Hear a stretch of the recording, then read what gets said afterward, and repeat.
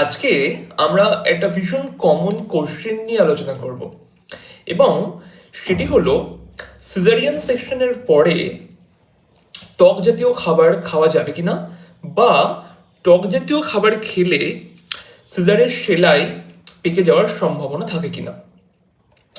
এক কথায় বলতে গেলে টক জাতীয় খাবার খাওয়ার সঙ্গে সিজারের সেলাই পেকে যাওয়ার কোনো সম্পর্ক নেই। এটা পুরোটাই একটা মিথ।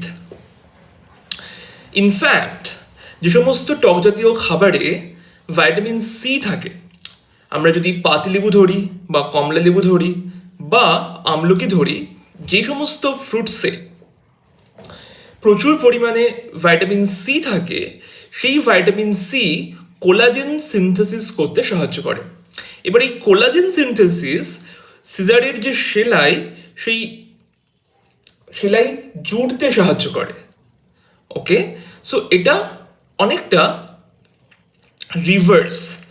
এটা কখনোই নয় যে টক জাতীয় খাবার খেলে সিজারের সেলাই পেকে যাবে, বরং যে সমস্ত ফ্যাক্টরসগুলো সিজারের সেলাই পেকে যাওয়ার জন্য দায়ী বা সিজারের সেলাই না শুকোনোর জন্য দায়ী, সেগুলোর মধ্যে চারটে খুব ইম্পর্টেন্ট ফ্যাক্টর আছে।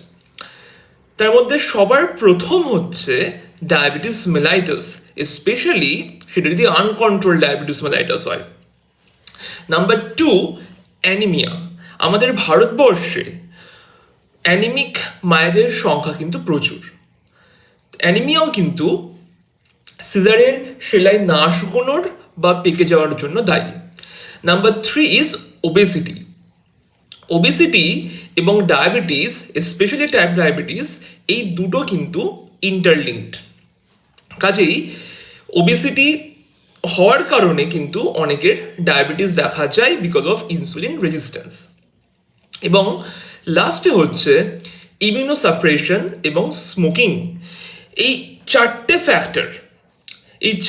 ফ্যাক্টর কিন্তু মানুষের শরীরের রোগ প্রতিরোধ করার ক্ষমতা বা ইমিউনিটি কমিয়ে দেয় এবং এই হিলিং প্রসেসে কিন্তু এটা খুব ডিলে করে।